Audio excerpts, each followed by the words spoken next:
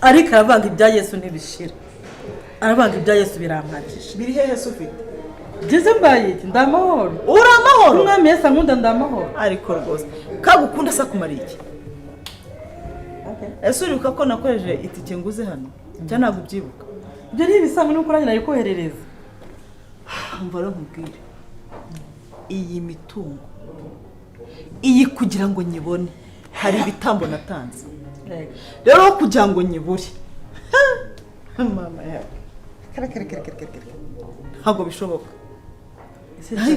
Ibyo byo kumwe ngo nagira ate, ujya umunsi umwe wicara ugatekereza ukibuka ko nyuma y'ubuzima hari ubundi buzima.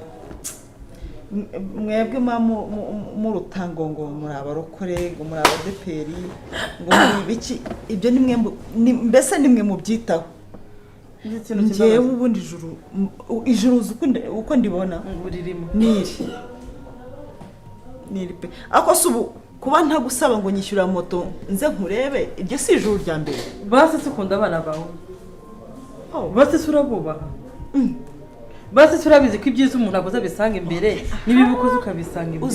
Utarava aho ngaho uzi mbasuye kushi ibyo mbashyira, uzi ibyo mbashyira, uzi ko ubu ngubu aribwo nitwa mama bitewe na iyi mitungo ndimo iyi.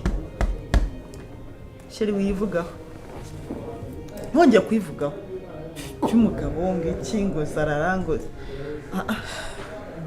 Reka nkubwize ukuri, oya basi ukunda umugabo wawe, umuntu twabyaranye urumva ntamukunda?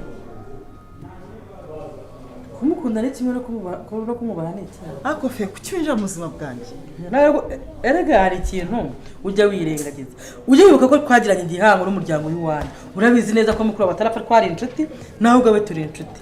Twasangiye akabisi n'agahiye, amara tete turasangira, duhekenyanya ibijumba, duhekenyanya imyumbati. Ibyo rero ntabwo nshaka kuzongera kubihekenya. Niba wowe ushaka kubihekenya uryoherwa, njyewe ntabwo nshaka kuzongera guhekenya.